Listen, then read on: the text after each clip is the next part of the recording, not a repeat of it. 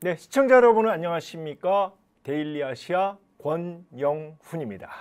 곧바로 시작하겠습니다. 네, 첫 번째 뉴스팩입니다. 글로벌 투자자들이 2달 만에 아시아 신흥국 주식을 담기 시작했습니다. 블룸버그 통신은 현지 시간 23일 글로벌 투자자들이 지난주 중국을 제외한 아시아 증시에서 7억 달러 이상 주식을 순매수했다고 보도했습니다. 이에 따라 MSCI 아시아 신흥국 지수도 지난주 1.8% 올라 7주 만에 아시아 증시가 상승세로 돌아섰습니다. MSCI 신흥국 지수에는 한국을 포함해서 인도와 대만, 인도네시아 등이 들어가 있고요.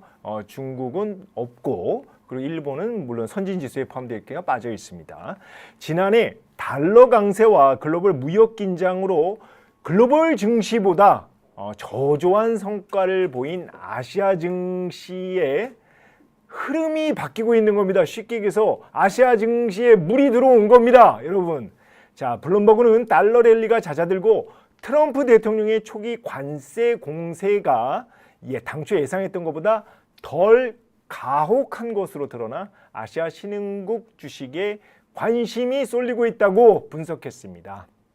싱가포르 스테이트 인베스트먼트 매니지먼트 마니시 가르가바 CEO는 관세 완화는 무역 긴장을 완화할 가능성이 높으며 수출에 크게 의존하는 아시아 경제에 도움이 될 것이라고 말했습니다. 잘 아시다시피 우리나라 수출로 먹고 살죠.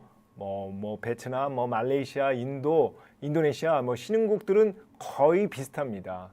근데 관세가 생각보다 트럼프 관세가 폭탄이 떨어질 것 같다. 그래서 아시아 경제나 주식이 영향이 있을 거다 그랬는데 생각보다는 그렇게 크지 않다. 이런 분석들이 나오고 있는 거죠. 블룸버그는 중국을 제외한 MSCI 아시아 신흥 지수. 자, 여기 표에 나와 있습니다. 1년 선행이익 추정치의 약 15배 지금 거래되고 있어요. 아래 검정색 그래프가 아시아 신흥국 지수입니다. MSCI. 자, 위에 빨간색이 선진지수, 그러니까 MSCI, 그러니까 S&P 500 지수를 표기한 겁니다. 거기 보면 저희 옆 오른쪽에 보이죠? 22, 그러니까 22배 거래되고 있는데, 그러니까 절대 비교를 하면 여전히 아시아 증시가 저렴하다, 싸다, 살만하다, 이런 얘기입니다. 여기에다가 최근에 중국이 이게 딥시크 출시로 아시아 기술주에 대한 투자 수요가 증가하면서 아시아 증시에 순풍이 불고 있는 겁니다. 다음입니다. 두 번째 뉴스픽입니다. 새로운 코로나 바이러스 발견 소식에 뉴욕 증시에서 백신 대표주죠. 모더나 화이자가 크게 올랐습니다. 여기에 오늘 바로 코스닥 국내 증시에서 진원생명과학 등 관련주들이 들썩거렸습니다. 홍콩 사우스 차이나 모닝포스트는 현지 시간 21일 중국 연구진이 새로운 박쥐 코로나 바이러스를 발견했다고 보도했습니다. 잘 아시다시피 여기 이거를 누가 발표했냐?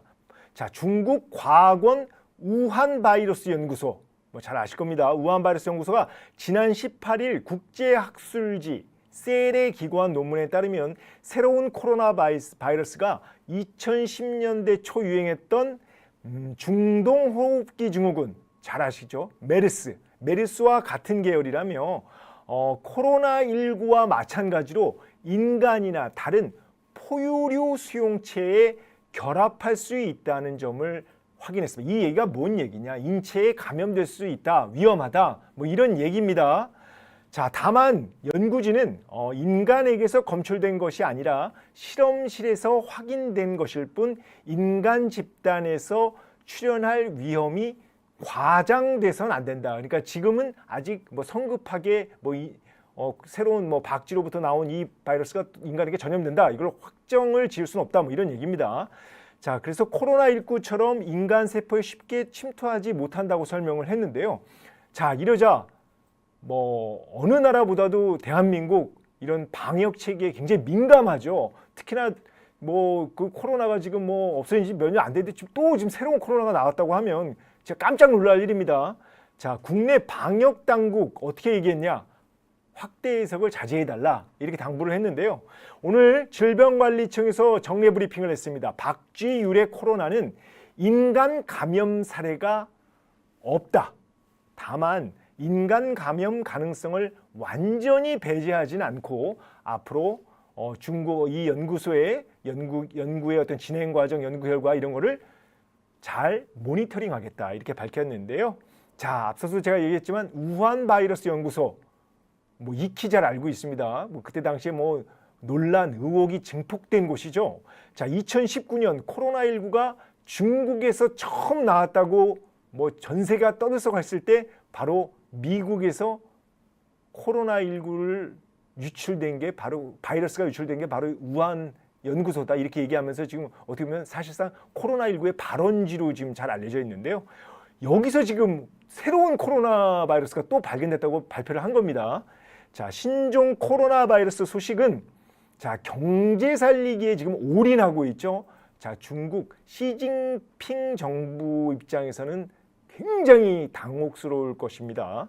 자, 지난해 외국인 취업 투자가 8,262억 위안으로 위드 코로나 원년인 재작년이죠. 2023년보다 23%나 줄었습니다.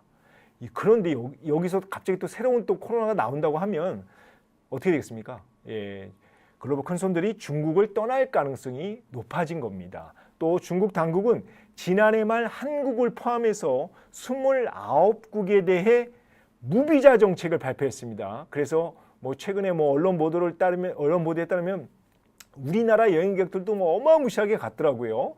중국에 설 연휴를 끼고 이 무비자 정책 때문에 갔는데 자, 코로나가 또 예를 들어 현실화될 경우에는 여행객이 줄겠죠. 그럼 중국 내수 당연히 문제겠죠. 그럼 시진핑 경제 살리기 망하겠죠.